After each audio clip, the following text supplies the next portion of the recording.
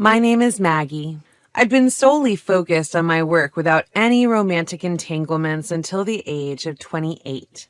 Or rather, I realized that I'd become 28 years old without even noticing due to the overwhelming busyness. Some of my junior colleagues started getting married as early as 24 or 25, and deep down, I felt a sense of urgency. I wonder if I'm going to spend the rest of my life at this company. Sure, there are senior colleagues who are older and far more experienced than me, and I can't help but admire them for their impressive professional skills. But it's also true that there's a part of me that strongly believes that I don't want to remain single forever. That's when I met George. George is kind and always prioritizes the places I want to go and the things I want to do during our dates. Having never experienced such kindness from a man before, I was swept off my feet and gladly accepted his proposal. Everyone had a good time at our wedding, huh? Yeah, I managed to get married while I was still in my 20s. What? You were worrying about that? George smiled with his usual calm expression. Come on, I was quite worried. I see. It's tough for women. Men can get married in their 40s and nobody says anything. Indeed, it seems like only women are worried about age. Speaking of women, my father-in-law has a calm personality like George, but my mother-in-law is unexpectedly assertive and strong-willed. We don't have plans to live with them, and we'd probably only go visit them for Thanksgiving and Christmas, but I could tell she wasn't particularly fond of me. I plan to continue working and maintain a dual-income household, even after getting married, but it appears she has reservations about that. My income is slightly higher than George's. He candidly mentioned it to his mother, who then started pushing her old-fashioned values onto me, saying things like, "A woman should focus on the household and support her husband. And men have pride. It's not good for you to work so aggressively." But in this uncertain time when layoffs and cost-cutting measures can happen, I feel the need to save up at least until we have children. George agrees with me on this, but in front of his assertive mother, he's usually overwhelmed. I should probably avoid unnecessary interactions with my mother-in-law, I thought to myself. "So, which travel agency are we going with?" George's voice caught me off guard. A wedding is a major event in life, but there's another important event that remains, our honeymoon. I can't decide. When it comes to a trip to Europe, different agencies offer various plans. I want to go to this place, but I'm also interested in this agency's French wine tasting tour. I pointed to various spots on a brochure marked with Post-its. I've always had a longing for Europe. Stained glass windows in churches, stylish cafes, and historic towns. An opportunity like this is probably a once-in-a-lifetime experience. So many choices. You can decide whichever one you want. George, as usual, muttered in a relaxed tone. Okay, I need to make a serious decision. We've been saving up for our future and our children, but we're planning to splurge a bit on this trip. Our honeymoon is probably the only time we can take off from work for so long. Can I sleep on it and decide tomorrow? Sure. It's not often we can go on an overseas trip. George, wearing a smile, made his way to the kitchen to enjoy a cup of coffee. Opportunities to go abroad or on vacations are rare, but above all, a honeymoon is an event that happens only once in a lifetime. I want to create unforgettable memories with George, just the two of us. That's why I didn't want to make a decision I might regret later. Even during work, I found myself constantly daydreaming about our trip whenever I had a spare moment. I did refrain from opening travel magazines except during my breaks, of course. Still haven't decided? Yeah, I was so engrossed that I didn't notice my colleague's presence until she spoke up. Hey, you better hurry up and eat before lunch break ends. Oh, right. It's already this late. Don't most European tours usually have predetermined routes? You know, visiting famous tourist spots in Italy and Rome. That's completely wrong, and Rome is in Italy.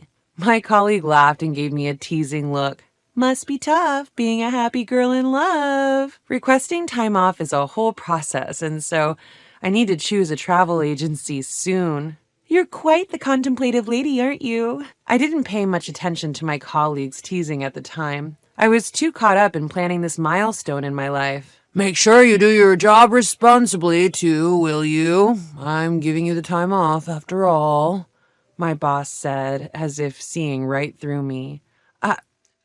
I'm sorry. I wondered if he noticed that I'd been distracted lately. I need to pull myself together. I opened a file on my computer and started working. I need to focus on my job. I've decided to go with this travel agency's tour. Sure, it's great to hear you found a tour that you like. I must have spent over a month, maybe close to 2 months trying to decide. I wonder if there are really people who agonize over a trip for such a long time. I must have caused a lot of trouble for the travel agency. I'm sorry for all the trouble I've been making, a bunch of inquiries, even about the tour details. The female staff at the travel agency gave me a warm smile. You two are going on your honeymoon, right? Yes. It's normal to take your time thinking about your honeymoon. It's a once-in-a-lifetime journey. We've even had a client who spent 6 months planning their trip alongside their wedding. I was genuinely surprised at the mention of 6 months. Is that so? Despite my murmuring, she maintained her smile. An overseas trip is different from a domestic one. There's a sense of something special. Our job is to provide a trip that will be a wonderful memory for our clients. I felt relieved to hear those words. I was immensely grateful to our wedding planner for their assistance during the wedding, and as I realized that various people were supporting us like this, my anxieties about our trip naturally started to fade away. Now I can focus on work without worry. I'm sure my boss will be relieved as well. When George came home in the evening, I gave him the news. I'm home. I've decided on our travel plan. We're going with this travel agency. George replied in a relaxed manner to my childlike excitement. That's good. I'm glad you found a good one. I was a bit taken aback, but after all, I was the one who had always longed for a trip to Europe. Perhaps this is what travel means to George. Hey, are you excited about our honeymoon? Feeling insecure, I found myself asking him. Surprised, he opened his eyes wide and replied, Of course, with you, I'm certain our trip will be great. We should inform our parents later, too. We spent the evening discussing our trip in detail. Sorry for the worry. We've finally decided on our honeymoon destination. I was so happy that I could hear it in my voice, even without realizing it.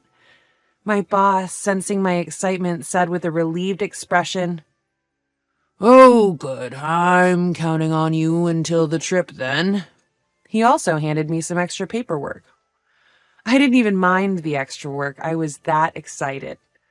With both of us working, the timing for us to take the 12 days off needed for a trip to Europe was limited. Because of that, we managed to set the schedule quickly. Guess what, Mom? I couldn't contain my happiness and immediately called my mother when I got home to tell her about the trip. That sounds wonderful. I'm looking forward to the authentic European souvenirs. Something authentic, huh? Maybe I'll look for something stylish, accessories or something.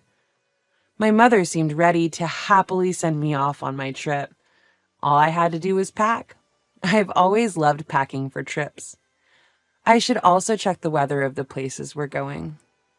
Why does preparation for something fun proceed so smoothly?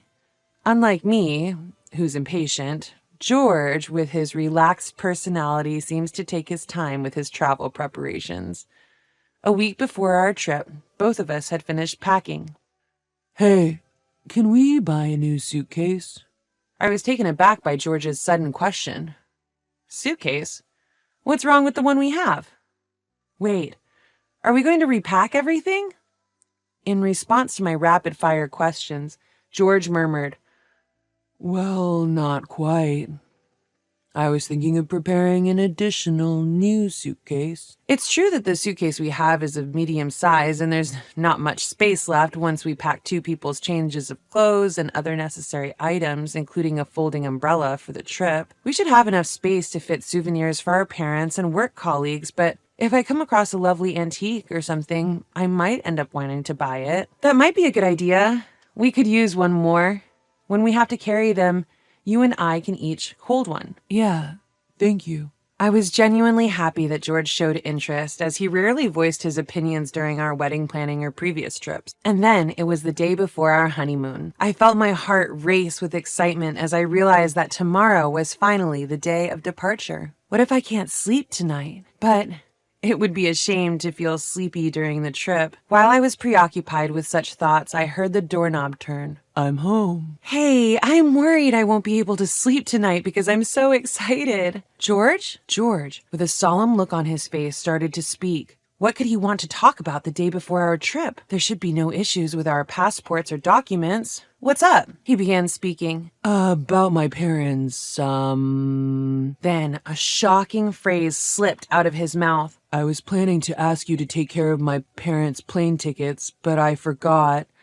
Do you think it's still possible to make an arrangement? For a moment, I was unable to comprehend what George was saying. Wait, what are you talking about? When I asked, he explained, I told my parents about the trip after everything on the itinerary was finalized, but they got upset, saying that it's normal for the groom's parents to tag along. By any chance, have you already purchased their tickets? I felt my blood start to boil at the sudden and unexpected conversation. What are you talking about? A honeymoon is supposed to be for the couple, isn't it? It's absurd for parents to come along. But my parents were overjoyed when I told them it was a trip to Europe. But just because they're happy, we had just gotten married and this was supposed to be a special trip for us. Does George think of it as a regular family trip? Then suddenly the doorbell rang. Without making eye contact, I glanced at the intercom screen and saw George's parents.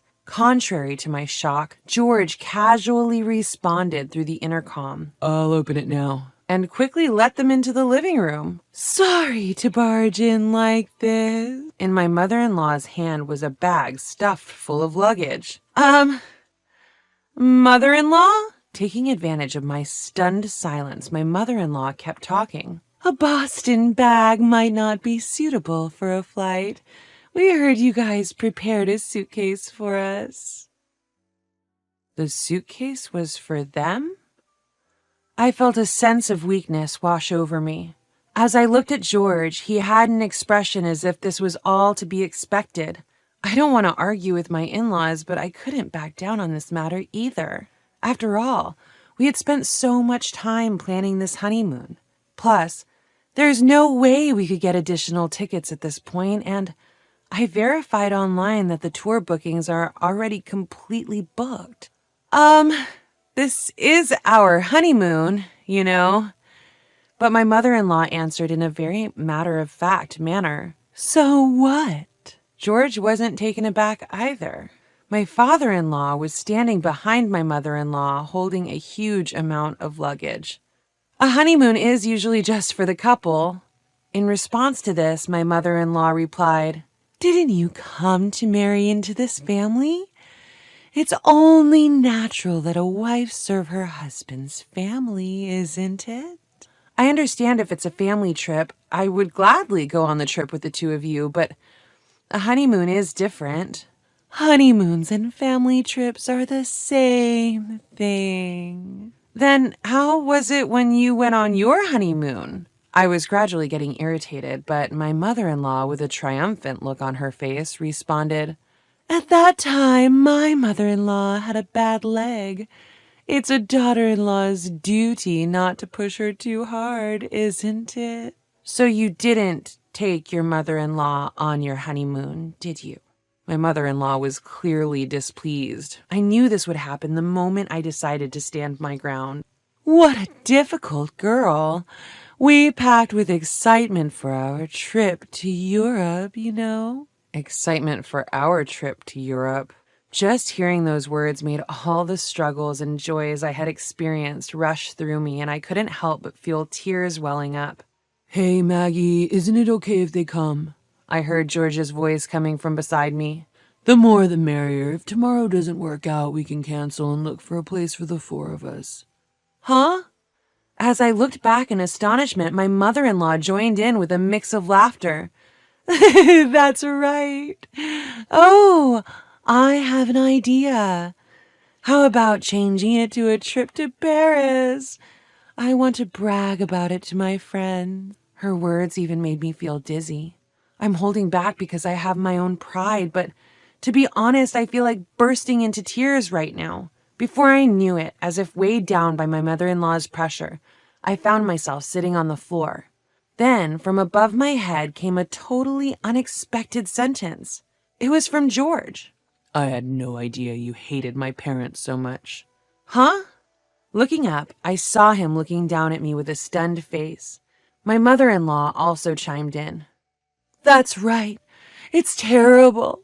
I couldn't stand their voices anymore, and I finally screamed hysterically. Why am I being treated like the bad one? It's our honeymoon, for heaven's sake. Why are you ruining such an important trip? George showed no sympathy for my outcry. Of course, he didn't seem to care either. You've been acting strangely lately. Huh? Every time you open your mouth, it's all about our honeymoon. You're not being rational. George said this coldly. Mom, Dad, sorry. Could you go home today? You can leave your stuff here. While saying this, he took his parents to the front door. At the front door, my mother-in-law was making a fuss, but I couldn't hear what she was saying. When he came back after a while, he spoke. Let's cancel our trip for now. Take a moment to think rationally. I no longer had the energy to respond to those words. At the same time, I noticed that my feelings for my husband were quickly cooling down. He cared more about his parents than about me. I couldn't imagine continuing as a family with him, facing the challenges of life together, knowing that my mother-in-law will always intervene and yet my husband won't stand up for me. I don't see any happiness in sight. I finally managed to call the travel agency just before closing time. I couldn't possibly enjoy going abroad in this state. The staff who helped me when I made up my mind answered the phone, asking several times if I really wanted to cancel. I clearly communicated my intent to cancel. She seemed to sense various things from the sound of my downcast voice. She briefly explained the necessary points, such as the cancellation fees. I no longer had any feelings of disappointment. It was purely procedural matter. Then, several days passed. During the next few days, there was no conversation between George and me. Our last conversation ended with George saying, "We'll resume the conversation when you've had a chance to reconsider." But I don't think I did anything wrong. Neither of us apologized or tried to continue the conversation. It was just before dinner when my husband suddenly put a divorce document on the table. "I'm taking my whole family on this trip. If you don't like it, we're getting a divorce." George said it with a frustrated attitude. Strangely enough, I accepted this as George's answer without much hesitation. I responded right away. "Understood. We'll get divorced." "What?" The one who was surprised was George. "Are you serious? Divorcing over just a trip?" "You're the one who brought the divorce papers." I occasionally glanced up at George's face as I carefully filled out the divorce papers, making sure there were no mistakes. People might think it's just over a honeymoon, but this man doesn't cherish what's important to me. He won't protect me when it matters. Could I spend my life with such a man? He should go on the trip with his parents if he wants to. I don't need a bleak future. George, unable to back down now, also filled out the form with shaking hands. "I'll bring this to the family court tomorrow." I said this as I took the divorce papers from George's hands. A tiny voice saying, slipped from George. He may actually be regretting this. But I'd made up my mind. This is how our divorce was finalized. Of course, my parents were surprised when I told them about the divorce. My mom suggested that I reconsider, but when I told her about the honeymoon and my former in-laws, she seemed dumbfounded and said cheerfully, "It's a good thing you cut ties with that weird family." I do regret that I caused trouble for my parents and our wedding guests. My colleague who used to tease me as the troubled maiden seemed a bit uncomfortable for a while, but when I said it was the right choice to break up with a grown man who's still dependent on his mother, she seemed to get back to her usual self. On the other hand, it seems that George vented about me being heartless to his colleagues at work. He intended to highlight my lack of common sense, but instead his own absurdity was exposed and quickly spread within his company. He seemed to receive a lot of criticism from his female colleagues in particular, and apparently became known as a mama's boy. He himself was shocked by the gap between societal norms and his family's way of thinking, which led him to make a series of significant mistakes at work. George, who was previously regarded as a laid-back employee, has now transformed into an incompetent and irrational employee. According to a mutual friend, it seems he is going to be transferred to a small branch office in Nebraska. But the situation there is quite severe, and it's obvious that he, who was sheltered and raised by his mother, will eventually quit. By the way, since he suggested the cancellation of our trip, of course I had him pay the cancellation fee in full. I've dealt with a lot, but I'm still a bit hurt. When I let out a sigh without thinking, I made eye contact with a senior colleague passing by. I was taken aback, but she looked at me and said, "Solo trips aren't so bad, you know?" She is very competent at her job, but she always seemed a bit distant, and we didn't have much of a private relationship. I was a bit surprised when she suddenly started talking to me. "A single life isn't bad either." "Huh? I'm actually divorced." She flashed a charming smile as she spoke. There was no trace of tragedy in her smile. Rather, it looked refreshing. "Really? I had no idea. You see me as someone fully dedicated to work, right? In the past, I was desperately trying to become the perfect wife. I kept pushing myself beyond my limits, constantly restraining myself. I didn't know she had such a past. Until now, I thought I was only interested in work, and she always seemed perfect in my eyes. I was pushing myself too hard. At that time, a bunch of my colleagues got married and quit their jobs all at once, and I guess I was in a rush to get married too. I felt the same way, I found myself saying naturally. When I save up some money, I go on solo trips. You know, being alone can be quite nice." "Is that so? Why don't you try it once you've saved up some money? Of course, I wouldn't mind accompanying you." I couldn't help but smile at her words, and before I knew it, we were both laughing. I realized I might have been shackled by society's expectations of happiness. I want to become a free spirit like her, not bound by anything. What is my happiness? Is it working? Or maybe having hobbies? Maybe I might find a true life partner. Someone who isn't my ex-husband. In any case, I have plenty of time to think.